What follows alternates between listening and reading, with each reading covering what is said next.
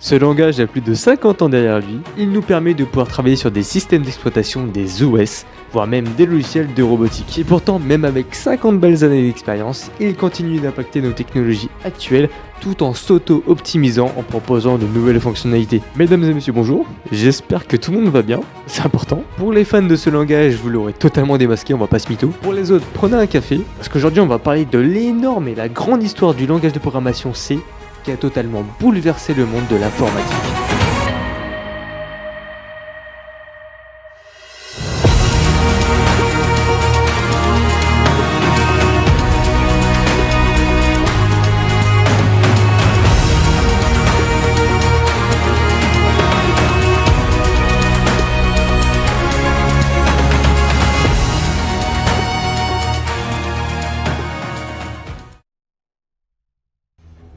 Tout commence chez Bell Labs dans les années 70, lorsque Dennis Ritchie et Keith Thompson travaillent sur un projet qui était à l'époque révolutionnaire.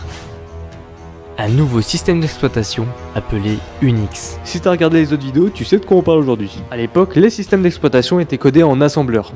Oui. Ce langage qui est pour nous aujourd'hui horrible à découvrir parce qu'il nous faut 10 lignes de code pour écrire un Hello World. À l'époque, tous les langages que l'on utilise quotidiennement aujourd'hui n'existaient pas encore ou étaient seulement en pleine optimisation en quelque sorte. Donc on n'avait que des langages comme le assembleur à pouvoir utiliser. Donc forcément, les OS se codaient principalement avec assembleur. C'était horrible. Mais le problème, c'est que chaque matériau demandait son propre code pour être utilisé. Ce que je veux dire par là, c'est qu'un programme est écrit en assembleur pour un type de processeur ou de composant système. Si ta machine n'a ne serait-ce qu'une donnée différente sans modification sur le code, alors il y aura de gros problèmes par la suite. Si tu as fait un programme pour un processeur Intel et qu'au final tu le déploies sur AMD, ça va pas passer. Le code était donc dépendant du matériel et ça rendait les programmes non portables d'un système à un autre.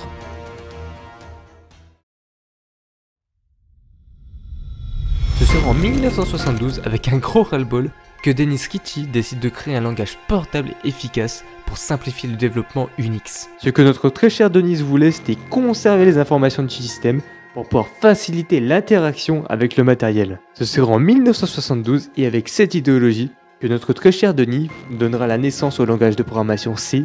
Parce qu'on avait ras-le-bol, ça se comprend. Suite à cette création, l'association du C et d'Unix a été vue comme étant le duo du siècle. Unix est très rapidement devenu un standard dans les écoles supérieures ou dans le monde industriel grâce à sa portabilité, qui a été rendue possible justement grâce au C. Le langage permettait à Unix d'être plus optimisé, donc plus performant, ce qui était donc visible auprès des utilisateurs, ça donnait l'œil. Et à l'inverse, comme Unix donnait beaucoup de l'œil aux passionnés, ça lui a permis de rendre l'appareil au langage et de mettre en valeur le C, qui lui a été propulsé au premier plan à une vitesse astronomique. Et vient le grand moment, l'événement tant attendu, le Main Event en 1978, où le C, qui était auparavant appelé KNR-C, est devenu la référence pour tous les passionnés de développement informatique. Je vous laisse imaginer comment la soirée de notre très cher Denis a fini après ça. En plus de ça, seulement 2 années plus tard, la ANSI, qui est l'Agence nationale de la sécurité informatique, au moins t'as l'info, a certifié le langage de programmation et l'a adopté pour lui garantir une compatibilité mondiale. Et ça c'est ouf. En clair, ça veut dire que l'agence connue mondialement pour la sécurité informatique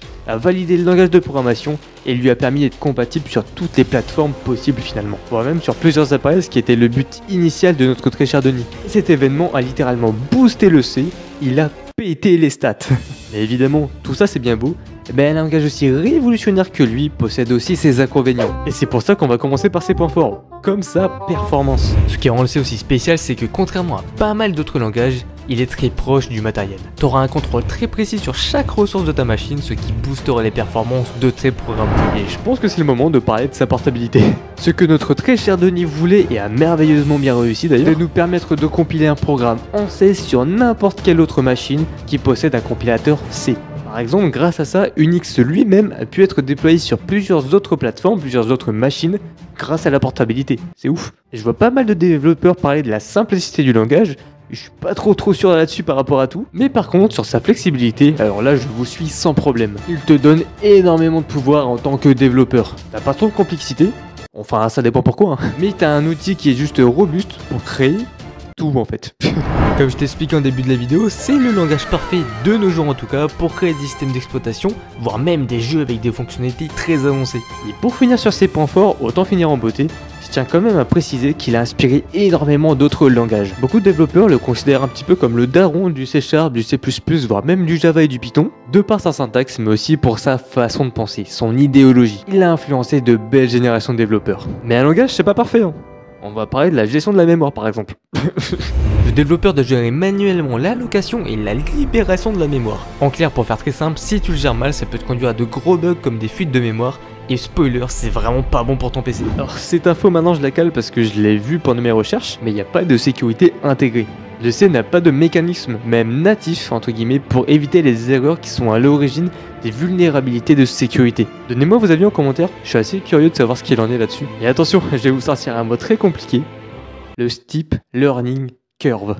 Je suis fier premier degré, j'ai fait le bilingue. Plus sérieusement, ce langage est très complet et très polyvalent, tout ce que tu veux, mais il peut être aussi très difficile à apprendre pour les jeunes développeurs. Il exige une compréhension profonde et approfondie de tous les matériels en fait, que ce soit hardware, software sur un PC. Et ça, si tu te documentes pas ou si tu te renseignes pas suffisamment, tu peux pas le deviner. On a vu tout au long de cette vidéo l'histoire profonde autour du langage de programmation C, en partant de son créateur jusqu'à son grand déploiement mondial sur toutes les plateformes, en acceptant à la fois ses avantages comme ses inconvénients, parce que rappelons-le, rien n'est parfait. Il faut savoir qu'il a eu un impact énorme à l'époque parce qu'il a permis aux développeurs de se faciliter la tâche et de se servir du C au lieu de l'assembleur. Mais t'inquiète, l'assembleur a toujours son utilité. Mais il garde toujours son impact aussi grand qu'il soit aujourd'hui. Il a inspiré la création justement d'autres langages qui sont devenus aussi légendaires que leurs prédécesseurs, peu importe leur fonctionnement. Mais surtout, il a permis à tous les autres langages finalement de pouvoir se déployer sur d'autres systèmes d'exploitation tout en gardant leur performance et leur sécurité. Et cet effet un petit peu multiplateforme, je le trouve juste génial et c'est aussi très inspirant pour de futurs développeurs qui veulent réaliser de grandes choses en termes de projet. Je pense que dans un premier temps, on peut quand même les remercier pour la création d'un langage qui a littéralement révolutionné les créations d'autres applications aujourd'hui. Même s'il y avait quand même l'assembleur à côté, ça aurait été une galère sans nom sans le C aujourd'hui. Il est utile dans beaucoup trop de choses. J'espère que cette vidéo et que cette histoire vous aura plu, que la sortie de ce nouveau projet vous hype pour la suite. Je suis personnellement très heureux de vous avoir partagé cette connaissance et j'attends vos avis avec impatience dans les commentaires. Merci à tous d'avoir cliqué sur cette vidéo et surtout d'avoir regardé jusqu'à la fin. Je vous dis à très bientôt pour de prochaines vidéos parce qu'il y a des magnifiques projets qui arrivent pour 2025.